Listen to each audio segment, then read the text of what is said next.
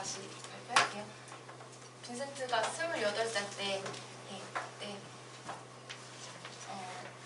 사촌 K에게 남편을 잃은 지 얼마 안 된 사촌 K에게 일방적인 관심을 드러내는데 이때 어느 정도였냐면 이모의 딸이었어요. 그래서 여기 암스테르담인가 거기까지 찾아가서 이모부를 설득하려고 거기까지 찾아가고 그리고 자기 사랑을 증명하기 위해서 램프 위에 손을 이렇게 올려놓기까지 해요.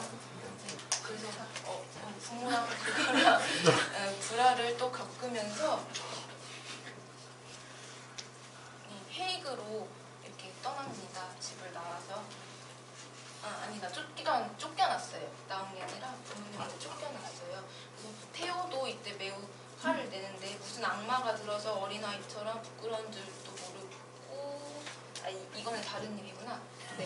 이거는 또 나중에 크리스마스 때 교회를 안 가는 문제 때문에 또 그랬어요. 그래서 헤이그로 다시 가서 안톤 바우의 아까 그 유아 물감 준 그 친구에게 그림을 배우기로 하는데요.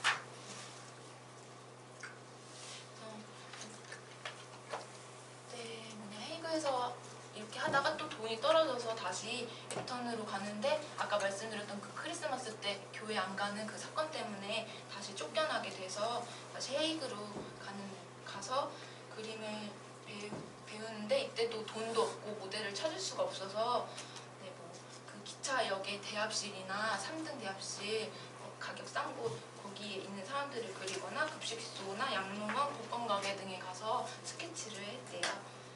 근데 그러던 중에 암스테르담에서 또 삼촌이 있는데 그분이 그림을 주문을 한 거예요. 그래서 도시 풍경을 한 몇 점 주문을 했는데 그거에 대해서 이건 기적이라고 이렇게 테오한테 편지를 씁니다. 그래서 헤이그에서 거처를 마련하고 나서 그때 많이 아시는 시엔이라는 그 여자를 만나게 되는데요. 이 여자는 그 몸을 파는 그런 일을 했어요. 그래서 그녀와의 이렇게 성관계로 인해서 빈센트도 성병이 걸리게 되고 병원에 입원을 하는데 그 사건으로 인해서 그 안톤 바우의 자기한테 그림을 가르쳐준 그 사람이랑 또 다른 친구들이랑 가족들한테 이렇게 좀 멀어지는 계기가 됐어요. 이 여자와의 관계를 이해를 할 수 없었기 때문에 근데 거기에 대해서 빈센트는 이렇게 말합니다. 병들고 임신한 데다 배고픈 여자가 한겨울에 거리를 헤매고 있었다. 나는 정말이지 달리 행동할 수 없었다. 아까 그 광부들을 이렇게 도우러 갔던 것과 같은 마음이었던 것 같아요. 그래서 이 시엔을 스케치 모델로 쓰는데 처음에 이 여자가 이렇게 누추하니까 잘 씻겨가지고 포즈도 알려주고 이렇게 하는데 나중에는 시엔이 나한테 잘 길들여진 비둘기 같다 그렇게 표현을 합니다. 근데 이 시엔이랑 결혼을 해서 가정을 꾸리려고 해요. 그래서 가정 같이 이렇게 이 아이랑 살게 됐는데 첫째 딸이 있었고 빈센트랑 만나면서 빈센트의 아이인지는 모르겠지만 아무튼 시엔이 출산을 해서 둘째 아이까지 해서 여기 가족이 살게 되는데 그래서 결혼을 하고 싶었는데 집에서 또 아까 반대를 했고 또 시엔의 어머니가 반대를 해요. 그 오빠들이랑. 왜냐면 시엔이 이렇게 몸을 팔아서 돈을 갖다 줘야 되는데 결혼하면은 그럴 수가 없으니까 그렇게 되고 또 시엔은 그 엄마랑 오빠들이랑 연애를 끊지를 못해요. 그래서 빈센트가 그림에만 전념하고 싶다. 그래서 시엔과 이 아이들이랑 이렇게 관계를 정리를 합니다. 그래서 1년 반 만에 이별을 하게 되는데 테오에게 이별은 그렇게 쉽지만은 않았다고 이렇게 편지를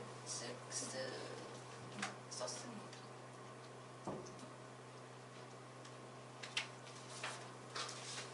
그래서 시엔이랑 이제 멀어지고 그림에만 집중을 하려고 네덜란드 네덜란드 드렌터라는 곳에 갔는데 거기도 노동자들이 있었어요. 토탄이라는 걸 이렇게 채굴을 하는데 거기에 가서 스케치를 합니다. 근데 거기는 또 유화 물감을 구할 수 없었고 시골이라서 날씨도 좋지 않고 집도 이렇게 빛도 잘 안 들고 그래서 다른 곳 뉴 암스테르담으로 갔다가 다시 외로워서 가족들한테 돌아가게 됩니다. 요거는 그 시엔이랑의 관계 때문에 그 친구들이랑 멀어져서 이때 요러는 편지를 써요.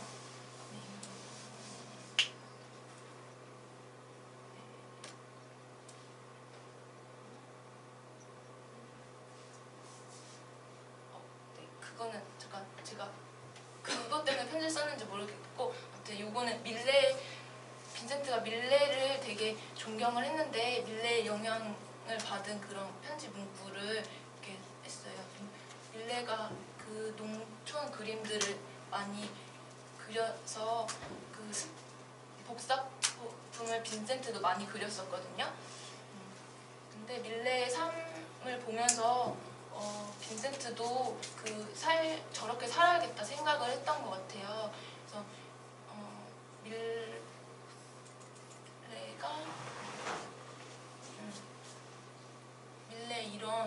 이런저런 일을 꼭 해야 한다 그런 분명한 태도랑 다른 사람이 욕해도 그런 농부들의 삶을 그리는 거. 남학 씨는 다른 사람이 뭐라 하든지 나는 내가 그렇게 살기로 했으니까 남들이 뭐라 하던 그럭저럭 살아갈 수 있을 것이다. 이 영향을 받았고요. 이거는 빈센트의 그 편지에서도 보면은 빈센트가 예술이랑 자기의 작업에 관해서 굉장히 이런 말을 많이 하는데요. 되게 빈센트가 말을 잘 했던 것 같아요. 글도 잘 쓰고 그래서 되게 마음에 와닿는 말이 많은데 그 중에서 그림을 잘 그리는 수 있을까? 그거는 우리가 느끼는 것과 우리가 할 수 있는 것 사이에 있는 보이지 않는 철벽을 뚫는 것과 같다. 네, 이런 식으로 하면서 자기가 되게 많이 훈련을 해야 된다 그렇게 얘기를 해요. 엄청 열심히 그림을 많이 그렸습니다. 이거는 아까도 말씀드렸던 인간의 감정을 표현하는 그림을 남기고 싶다. 그리고 여기도 보면은 그 아까 토탄에서 일하는 노동자들을 여인들을 그린 건데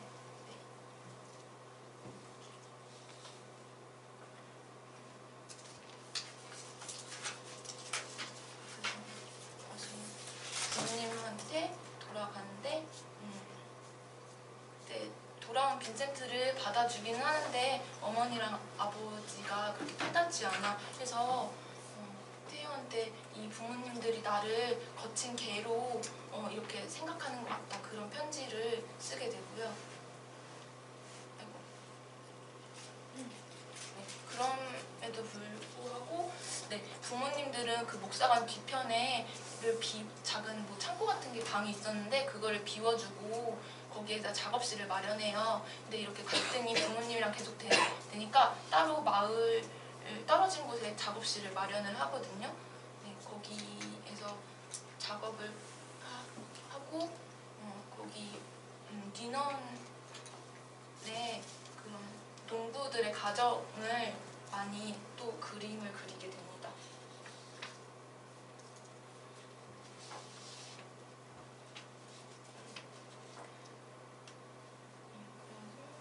그 인원에 살 때 작업했던 그림인데 요거는 감자 먹는 사람들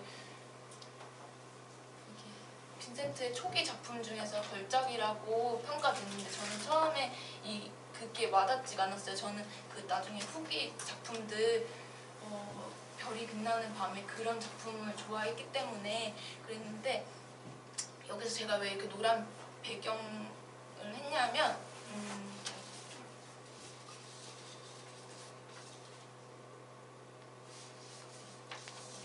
그 편지를 읽어보면은 이 감자 먹는 사람들은 진정한 그 농촌 그림이다 이렇게 빈센트가 말을 해요.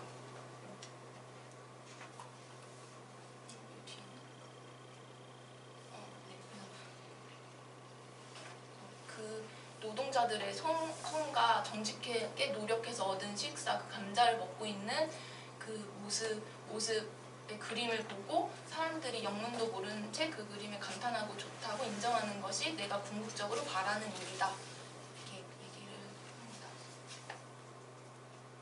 그래서 제가 그 책을 읽으면서 빈센트의 이렇게 삶을 보니까 이 감자 먹는 그림 사람들이 빈센트의 시작점이다라고 저는 생각을 했어요. 자기가 그렇게 삶을 쭉 살았고 많은 연습을 통해서 뭔가 자기의 생각을 이게 그 빈센트의 첫 번째 그 대형 작품이거든요. 되게 큰 거. 그래서 요거를 그리는 동안 겨울 동안에 이 그림을 위해서 사람의 손과 얼굴 스케치를 하는데 엄청 많은 노력을 했다고 해요. 그리고 또 이렇게 노란 배경을 제가 한 이유는 이 감자 먹는 사람들이 테오 생일에 맞춰서 이렇게 보내게 되는데 그때 같이 편지를 보내면서 감자 먹는 사람들은 황금색과 잘 어울릴 것 같다 이렇게 하고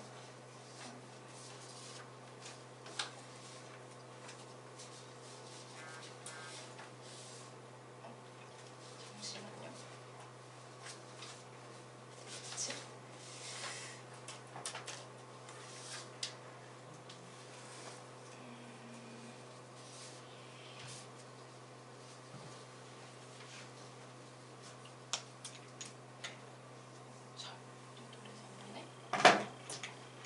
황금색과 잘 어울릴 것 같다.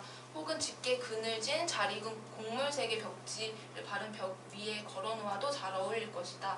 그러나 이런 식으로 하지 않고 그림을 보여서는 안 된다. 그러니까 요 그림을 놓는 그 주변 환경이 노란빛이어야만 진정 이 그림을 감상하는 거라고 그렇게 편지에 썼어요. 어둡거나 흐린 배경에서는 이 작품의 장점이 잘 드러나지 않을 것이다. 그림의 내용이 아주 어두운 회색조의 실내를 들여다보는 것이기 때문이다. 실제 삶 속에서도 램프가 하얀 벽 위로 뿜어내는 열기와 불빛은 관찰자에게 더 가깝기 때문에 전체 장면을 황금색 불빛 속에서 보게 된다. 물론 관객은 그림 바깥에 있다. 그러나 자연스러운 상태에서 그림 전체가 뒤쪽으로 투영되고 있는 것이다. 그래서 저는 여기서 아까 그 하르트만의 그 정경과 후경을 조금 생각하게 됐어요. 그래서 네, 그 빛이 여기서 발현되는 그런 거를 그래서 다시 한번 말하지만 이 그림의 주변은 짙은 황금색이나 구릿빛이 칠해져 있어야 한다. 이 그림을 제대로 보고 싶다면 부디 내 말을 잊지 말아라. 이렇게 테오한테 같이 편지를 보내게 됩니다. 그래서 처음에는 제가 이렇게 PPT에 넣었었는데 이 글을 읽고 나서 배경을 바꿔보니까 진짜 그림이 더 살아나는 거예요. 그래서 이 그림의 복사 서판 인쇄본인가? 그거를 친구한테 보내주는데 그 친구는 되게 이거를 비판해요. 저 손은 왜 저렇고 주전자랑 테이블의 관계는 무엇이며 뭐 저 여자의 얼굴에 코는 왜 파이프가 달려있냐 막 이런 식의 비판을 하는데 빈센트는 이거야말로 이 거친 농부들의 삶을 표현한 이 작품이야말로 진정한 농촌 그림이다. 그래서 농부가 농부답게 시골 안악이 시골 안악답게 그러니까 그 사람들의 모습을 실제적으로 완전 똑같이 묘사한 게 아니라 그 사람이 가지고 있는 본질 그거 자기가 느낀 이 사람들의 그런 이미지를 그렸기 때문에 이거는 진짜 농촌 그림이다 하고 요거는 빈센트가 아카데미 인물화는 더 이상 아카데미 인물 아까 그 석고상 그림 공부했던 그때 거기에 인물화는 내가 봤을 때도 그 이상으로 잘 그려낼 수 없다라는 점은 인정을 하겠다. 그러나 그런 그림은 우리가 새로운 가치를 발견하게끔 이끌어주지 못한다. 이렇게 말해요. 현대 회화의 특징적인 개인적이고 친밀한 느낌과 행동이 결여된다면 피상적인 그림에 불과하다. 피상적이다라는 말은 본질적인 현상을 추구하지 않고 겉으로 드러내는 피상적인 현상에만 관계하는 건데 진정한 그림은 피상적이지 않은 그림이어야 된다. 그래서 겉으로 보여지는 것뿐만 아니라 농부가 농부답고 시골 안악이 시골 안악답게 그래서 대상을 변형하고 재구성하는 그런 그림법을 배우고 싶다. 부정확성을 배우고 싶다라고 그렇게 편지를 써요. 그래서 부정확하다는 하는 게 실제 그림이랑 똑같지 않은 그 본인이 느끼는 그런 그림을 그리고 싶다라고 합니다. 그래서 이 그림은 제가 선택한 방고의 시작점인 그림이에요. 자기의 생각과 그런 가치관이 자기의 색깔, 그런 농촌을 사랑하는 그런 그림이 담겨져 있는 그림이고 굉장히 많은 연습을 통해서 완성도가 높은 작업이라고 생각을 해요.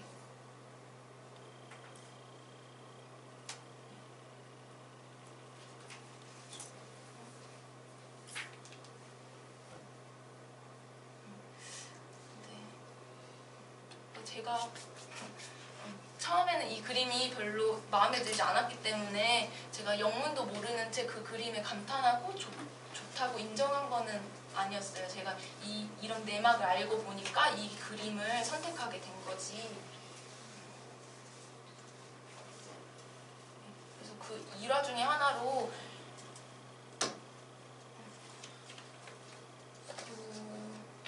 아까 감자 먹는 사람들의 첫째 딸인데요. 여기 있는 첫째 딸, 이 여자가 아이를 낳게 되는데 그 아이가 빈센트랑 닮은 거예요. 그래서 네, 그 마을의 신부가 더 이상 그 마을 사람들한테 모델을 서지 못하게 했고 빈센트는 또 거처로 옮기게 됩니다.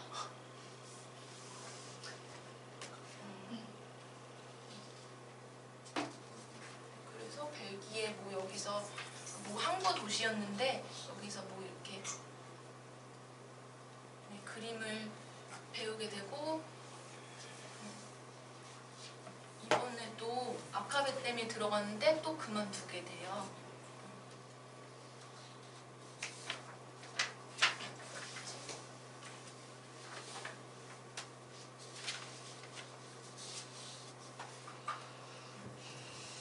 그래서 이때도 항상 배가 고팠고 돈이 없었고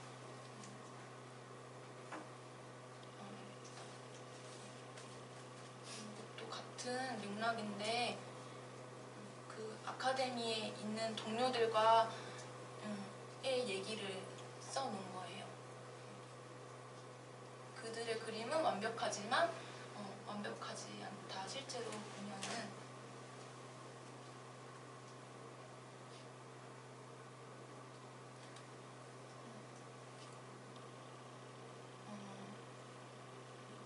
프랑스 파리로 가게 되는데 네, 아까 거기에서 돈이 없어서 빈센트가 회색 분비물을 토하는 그 지경까지 가게 되는데 프랑스 파리에서 코르몽이라는 화가의 화실에서 일을 하기로 해서 이제 프랑스 파리로 가게 되는데요. 이거는 프랑스 파리에서 그렸던 작품인데 제가 인상주의 프랑스 파리에서 인상주의를 접하게 되는데 거기에 영향을 받은 그림들이라 생각해서 이렇게 담아놨어요. 여기 보면은 약간 이런 건물들을 전면법을 이용해서 이렇게 표현을 하고 저기는 짧은 선들을 이용해서 표현을 했는데 이때가 봄 같은데 봄에 그런 약간 시원한 그런 하늘 분위기를 표현하는 것 같아요. 그래서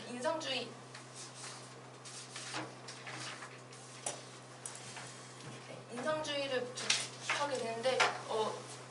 빈센트가 인상주의가 약간 덜 그린 듯해 보이고 엉성해 보이고 색을 제대로 사용하지 못한 것처럼 보였다고 생각을 하는데 근데도 인상주의 기법을 이렇게 자기가 실험해보고 그러면서 자기만의 그렇게 받아들이게 돼요.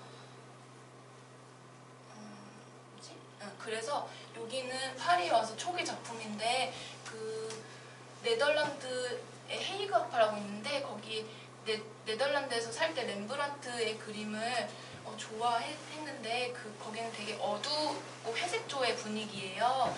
그래서 그런 영향을 많이 받아서 여태까지는 이런 어두운 분위기였다면 파리에 와서 초기에는 조금 어둡지만 인상파를 접하고 나서 그 회색조를 좀 걷어내고 이렇게 밝아지는 분위기로 이렇게 변화하게 됩니다.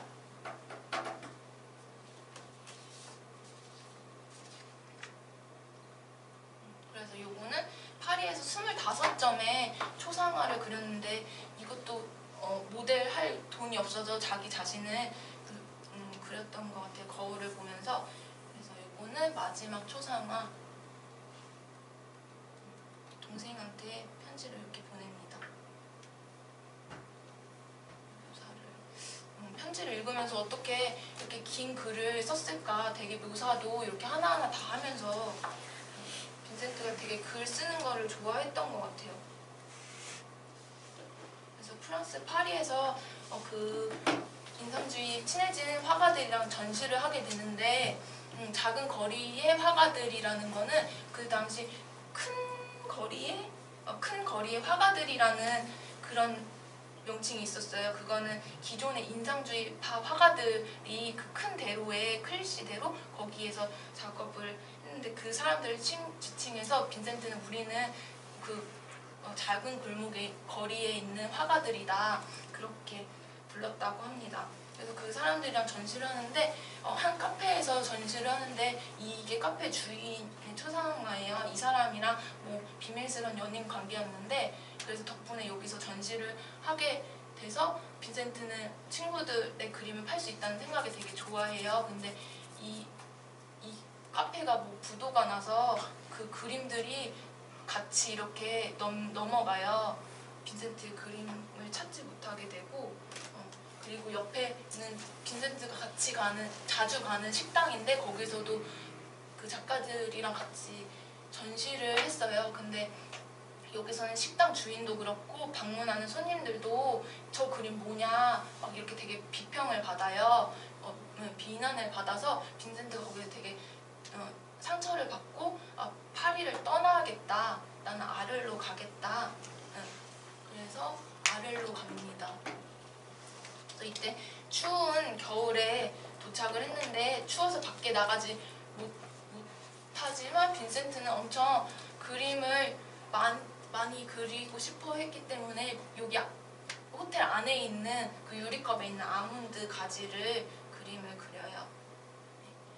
그래서 여기 뒤에 보면 빨간색으로 서명을 했는데 빈센트가 언제였는지 모르겠지만 서명을 하는 게 되게 우스운 일이다라고 생각을 한다고 그렇게 글을 남기거든요. 근데 그럼에도 나는 뭐 바닷가의 붉은 글씨로 서명을 했다. 왜냐하면은 그걸 색채적으로 대비를 주고 싶었기 때문에 그런 편지를 남기기도 하는데 여기서도 서명이 되게 강렬한 색채 눈길을 끄는 것 같아요.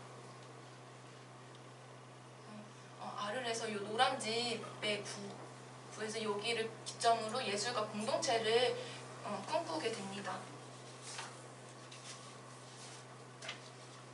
이거는 옆에는 수채화로 그린 수채화 작업이고요. 그래서 아를은 빈센트가 그 평소 좋아하는 그런 농촌 풍경이었어요. 여기도 보면 엄청 많은 밭이 있고 하늘도 탁 트여 있고 그래서 작업을 하는데 네, 풍경화를 그릴 때 빈센트가 풍경이 나에게 말을 걸어온다 이렇게 편지를 써요. 풍경이 말을 걸어오면 나는 그거를 빠르게 받아 적는다. 그거를 그리는 거를 풍경이 말해온 거를 받아 적는다고 표현을 하는데 그래서 다른 사람들이 내가 그림을 빨리빨리 그리고 그런 거에 대해서 욕을 하면은 내가 성의 없이 그린 게 아니라 당신은 그림을 성의 없이 급하게 본 것이다. 그렇게 말해주라고 태호한테 편지를 씁니다. 되게 멋있죠? 안 멋있나요?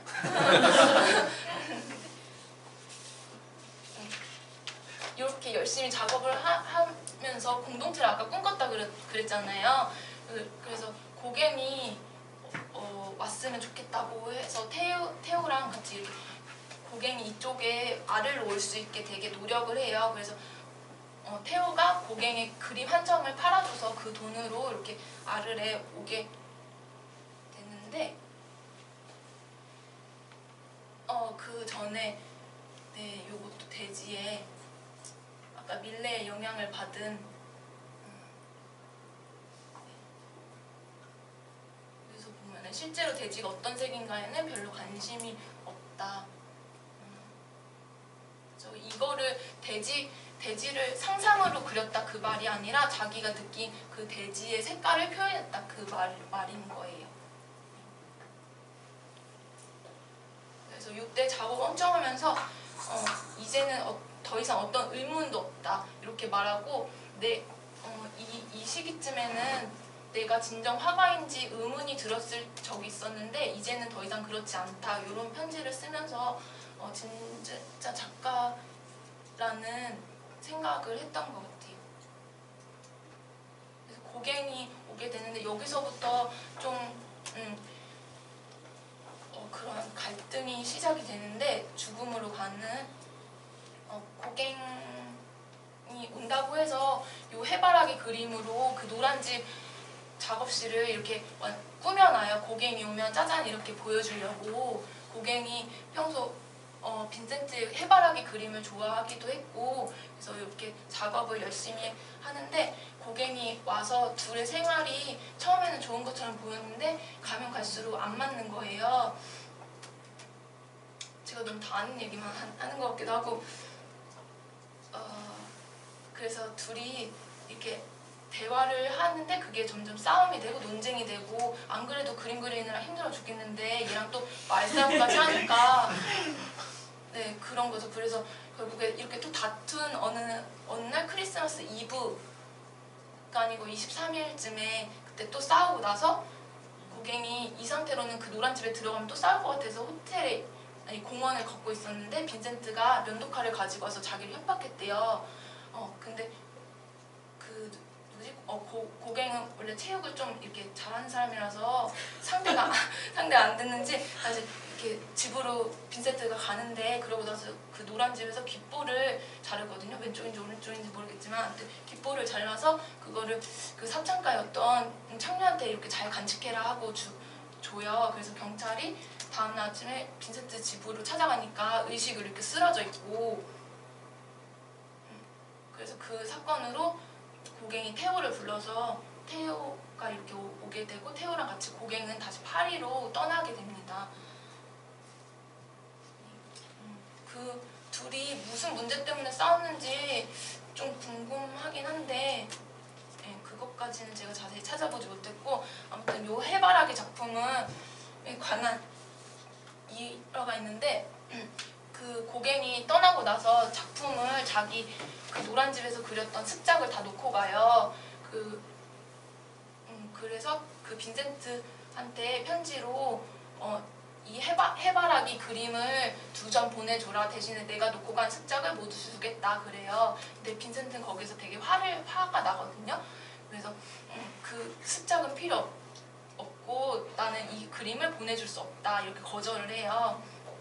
그리고 내가 그렇게 예전에 그 해바라기 2점을 교환을 했었는데 그 고갱의 자화상인가 뭔가 그거랑 교환을 해요. 근데 그 교환했던 게 이게 평등하지 않다고 생각하면 다시 그거를 돌려보내겠다. 해바라기 2점 다시 줘라. 그렇게 얘기를 하는데 또 편지에다가 그렇지만 내 해바라기 그림을 선택했다는 점을 높게 사서 복사품을 그려주겠다. 이렇게 조금 수그리고 들어가요. 그래서 복사품 진품은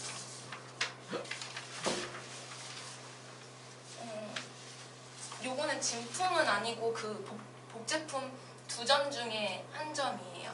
네. 그 진품이랑 보면 여기 가운 꽃 그 C 부분이 조금씩 다른데 네, 거의 비슷하게 그렸어요. 그래서 그 귀뿔 자른 사건 이후로 그 아르레 마을 주민들이 시장한테 탄원서를 내요. 이 정신이 또 어떻게 될지 모른다. 이 사람 정신병원에 이렇게 입원시켜야 된다. 그래서 정신병원에 갔나? 그러다가 정신병원에 갔었다가 다시 퇴원하고 막 이렇게 하는데 그림을 그리다가 자기 스스로 요양병원에 들어가야겠다. 그렇게 테오랑 상의를 해요. 그래서 생레미드 프로방스라는 곳에 있는 요양원에 들어가게 되는데 여기는 방이 남아가지고 작업실을 따로 이렇게 마련을 했대요. 그래서 사실 그 요양원에 있는 자기 작업실 풍경을 그린 거예요. 거기서는 창으로 밖에 정원을 볼 수도 있었고, 네, 그래서 그 정신병원에 있는 도중에 뭐 무슨 어딘지 모르겠지만 아무튼 6점의 작품을 전시를 하는데 그 중에 하나가 팔려요. 그래서 그 자료들 중에서는 빈센트가 생전에 판매한 유일한 그림이 1점이다 라고 하는데 붉은 포도밭 이 작품인데 자기가 평소 알고 지냈던 친구의 여동생이 그림을 사게 되는데 저는 여기서 왜 이게 유일한 그림일까 보면은 일했던 당시에 뭐 아까 삼촌도 사줬고 직장 상사도 자기 그림을 사줬었거든요. 근데 그거는 작품으로 이렇게 치부를 하지 않는 건지 그래서 유일한 작품이라고 여기 나와 있는데 네, 거기서 조금 의문이 들었어요. 포도밭, 붉은 포도밭. 그래서 그 아르레에서 엄청 많은 작업들을 했는데 이제 제가 그래서 이렇게 완성된 빈센트의 작업에서 우리가 대중들이 빈센트의 시작점을 어떤 작품을 고를 수 있을까 생각했는데 모든 그림에서 빈센트를 만날 수가 있는 거예요. 그래서 제가 그 책을 읽으면서 편지 중에 무슨 스케치가 있었는데 그거 스케치 선이 그 유화 붓선이랑 이렇게 흡사해요. 여기도 보이지만 빈센트의 그 느낌이 나죠. 그래서 뭐 사람마다 그 빈센트에서 감동받는 그 작품은 있겠지만 빈센트의 그 완성된 빈센트의 어느 작품에서든 빈센트를 만날 수 있다라고 저는 생각을 했어요. 그래서 굳이 꼽자면 저는 빈센트를 이렇게 자세히 몰랐을 때는 빈센트의 별이 빛나는 밤에 그 사진에는 없지만 그 사이프러스 나무 까맣게 그림자진 그 나무랑 파랗고 보라색의 밤하늘에 이렇게 별이 빙글빙글 도는 그 그림이 되게 마음에 와닿았었거든요. 그래서 그런 그림에서처럼 빈센트 그런 특징들이 약간 기술적이라고 해야 되나 그래서 이런 짧은 선을 쓰는 하고 강렬한 색채 대비 그런 특징들이 빈센트의 그 모든 그림에서 만날 수 있지 않나 생각을 하고 여기서는 그 요양병원에서 그 차도를 이렇게 별로 정신병이 나아지지 않아요. 그래서 내가 6개월 후에도 똑같은 상태면은 다른 요양원으로 가겠다 그러거든요. 그래서 여기 오베르시르와즈라는 곳에 가서 네, 의사 가셰한테 케어를 받게 되는데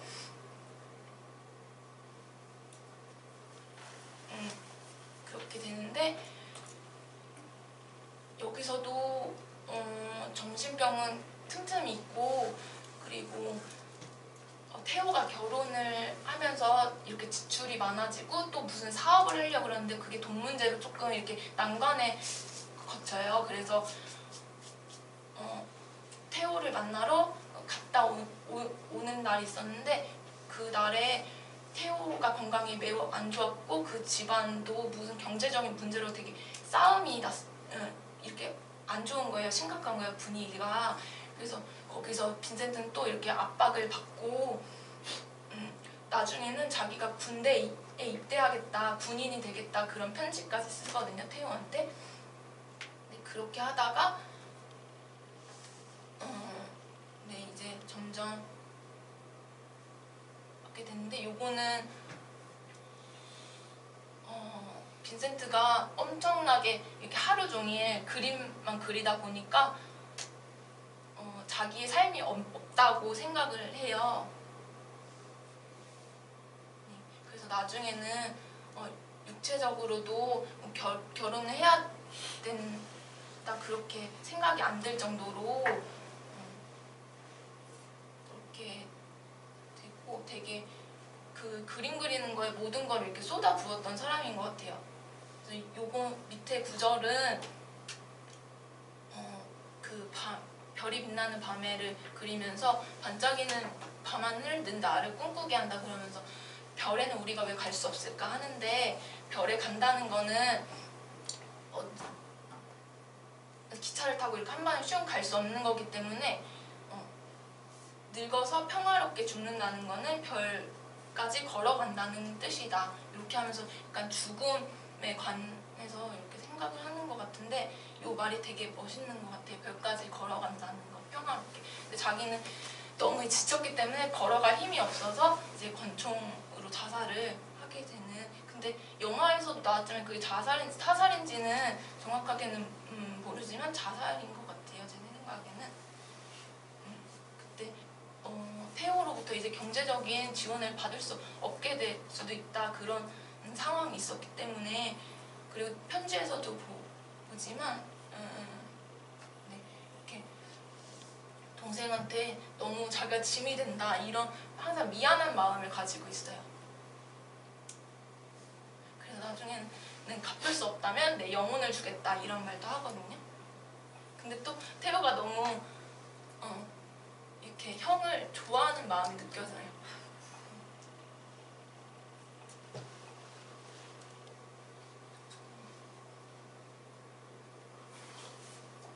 그래서 나는 태호는 돈 문제는 신경 쓰지 말라. 형은 이미 나한테 그림을 주는 것만으로도 나한테 충분히 더 큰 거를 준 거다, 이렇게 얘기를 해요. 그래서 둘의 사랑이 너무 아름다워요.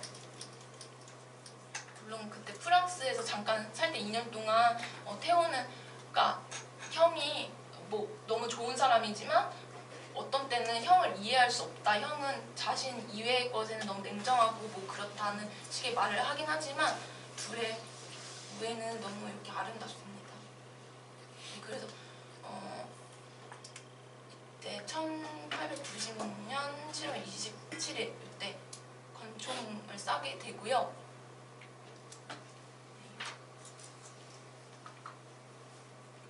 이 뒤에는 밀밭을 그린 건데, 뭔가 이제 자기가 살아온 삶에 이렇게 초연해진 그런 느낌이 들어요. 이 그림을 보면은. 끝에 가서는 자기가 살아온 게 내 삶이 실패됐다고 생각한다, 뭐 그런 편지를 쓰거든요. 그래서 그런 압박 때문에 자살한 게 아닐까 생각이 드는데,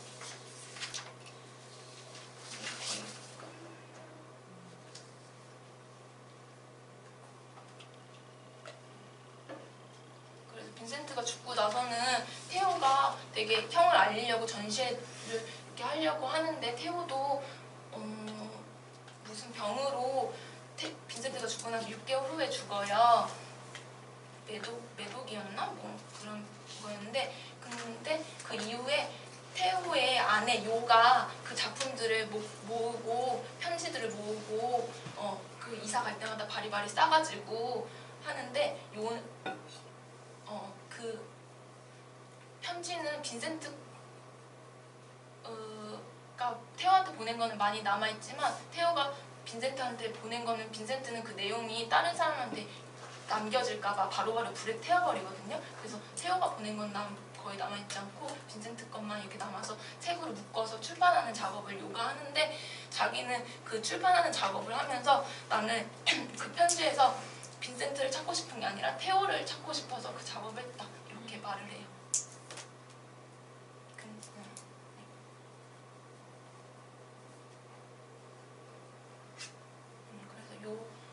페오랑 요 덕분에 우리가 이렇게 빈센트의 작품을 많이 볼 수 있는 거고, 그래서 제가 준비한 빈센트는 여기까지고요. 그 아까 시작점은 감자 먹는 사람들이랑 그 후기 모든 작품들 그렇게 생각하시면 되고, 샤갈은 제가 하고 싶었는데 샤갈에 대해서 조금만 말씀드리자면, 제가 중학교 때인가 샤갈 전시를 보러 갔는데 이때 되게 이상한 그림이다라고 생각했어요. 저는 그때 되게 순정 만화를 좋아하는 아이여서 저 사람 되게 이상하게 생겼다 생각을 했는데, 이렇게 성인이 되고 나서 명언 같은 걸 찾아보는데 마르크 샤갈이 이런 말을 한 거예요. 저는 여기서 너무 큰 감동을 받아서 샤갈을 이렇게 좋아하게 됩니다. 그래서 이 말을 듣고 나니까 샤갈의 작품이 다 되게 감동적인 거예요.